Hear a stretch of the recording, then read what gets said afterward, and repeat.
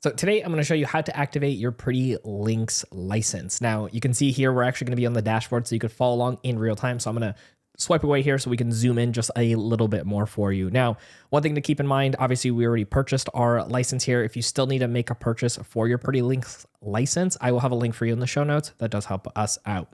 Now, once we have our account here, we're actually loaded up in our Pretty Links, and you can see underneath where it says licenses and downloads, we have one current license, and it shows how many times we have it activated out of the 10 we have available when it expires. And so we want to make sure that we activate this in our WordPress. Now, in order to find that section where you have the license, just make sure you are on your main account for your Pretty Links. And here you can see we're on our homepage. And from this screen, all you got to do is just scroll to the very bottom, and then we'll land to that original page that we saw earlier to get that license. So what we do is, of course, we're going to copy our license link, and then we're going to go over to our actual WordPress. So I swapped over here to our WordPress, and obviously yours might look a little bit different for you. And what we want to do is make sure that we have our Pretty Links plugin already activated. Now, if you don't already have that, you just want to make sure you go to your plugins, install it if you don't already have that. Now, when you hover over on the Pretty Links, you're going to see there's a new dropdown. I'm going to clean up my screen here for a second.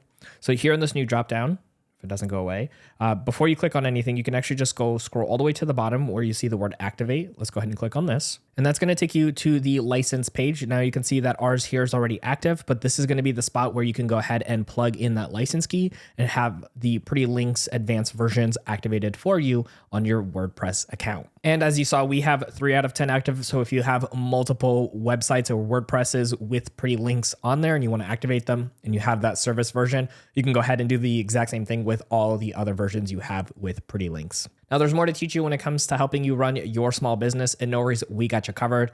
Check out our next video right over here on screen to keep learning.